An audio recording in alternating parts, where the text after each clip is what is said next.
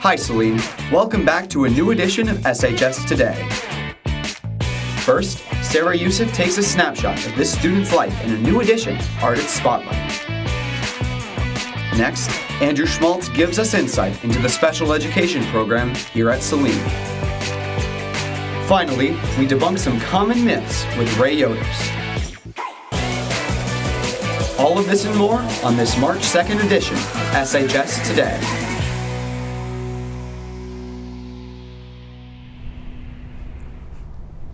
Howdy Hornets! Welcome to SHS Today. I'm Madison Katke. And I'm Sarah Burgess. We got everyone together to create a cross-team mega show.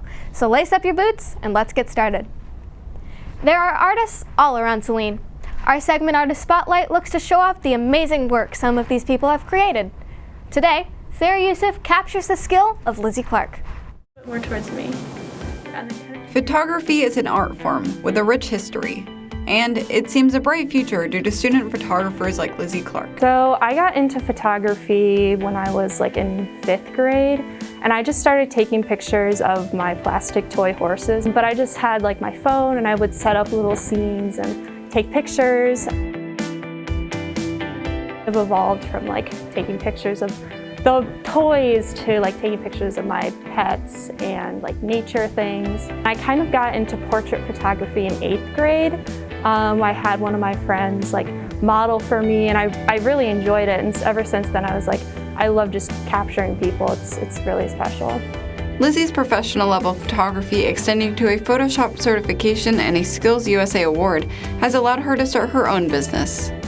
A lot of times clients reach out to me through Instagram DMs or occasionally email or text, and from there we kind of just all discuss what they're looking for in the shoot, they want senior pictures.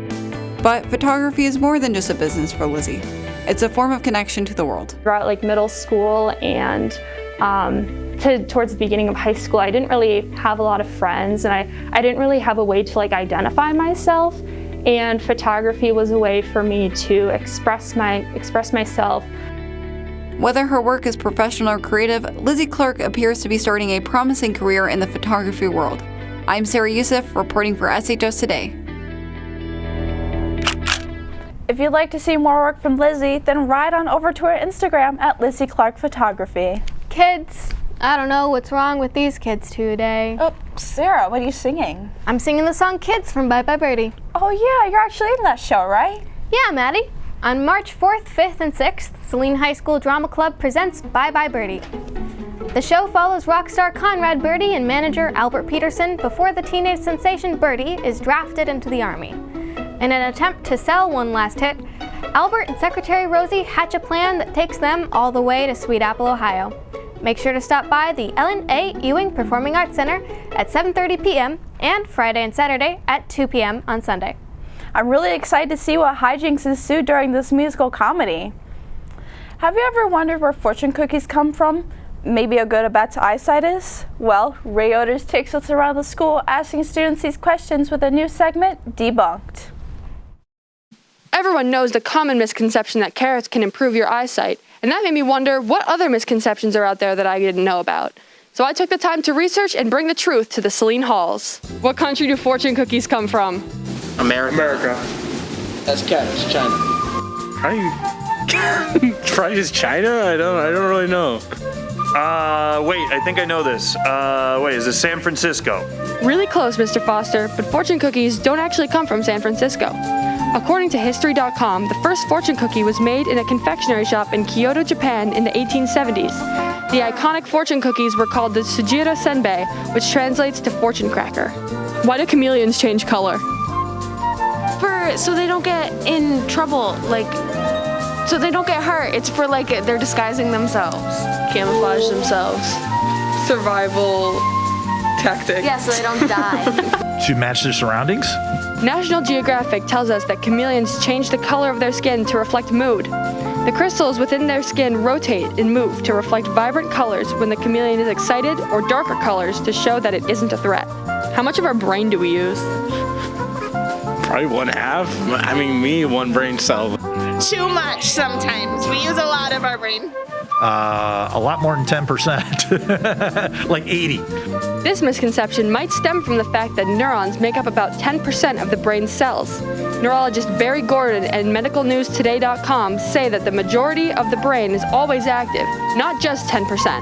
I hope you learned something new, and I'll see you on the next Debunked. Reporting for SHS Today, I'm Ray Yoders. Back to you in the studio.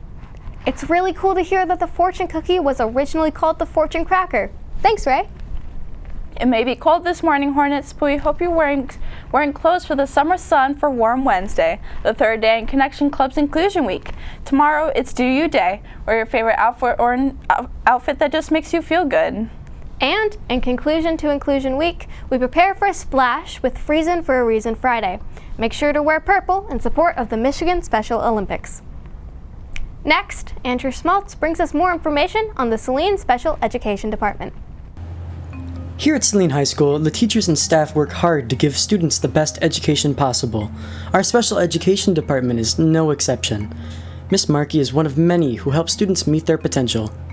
Yeah, so I'm a special education teacher. I am a resource room teacher, so I teach students with special needs in my classroom, so they come to me. I do a lot of accommodating and modifying for my students within my classroom and also within their general education classes that they go to. So really, I'm taking whatever the math type of things we're working on and then bringing it down to their level where they need to work on those things. Miss Munn is one of Saline High School's 2 speech pathologists, and she does a lot for her students.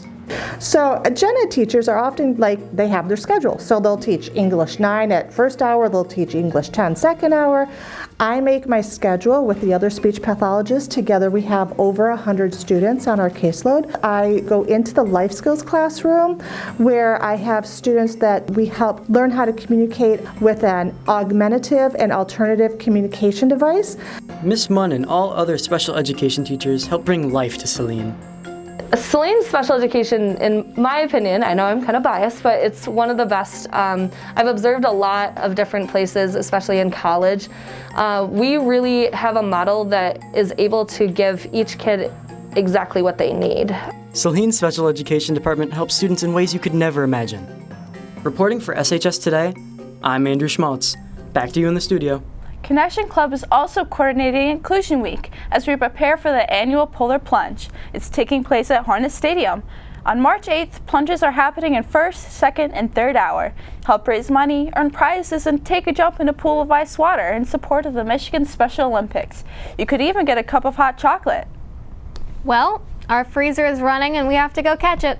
I'm Sarah Burgess. And I'm Madison Katke. Be sure to follow us on Twitter at SHS Today and on Instagram and YouTube at Saline Video. Next week, look out for a new Dude Let's Try It, an educational jump into the digital world, and something else. Stay warm, Hornets!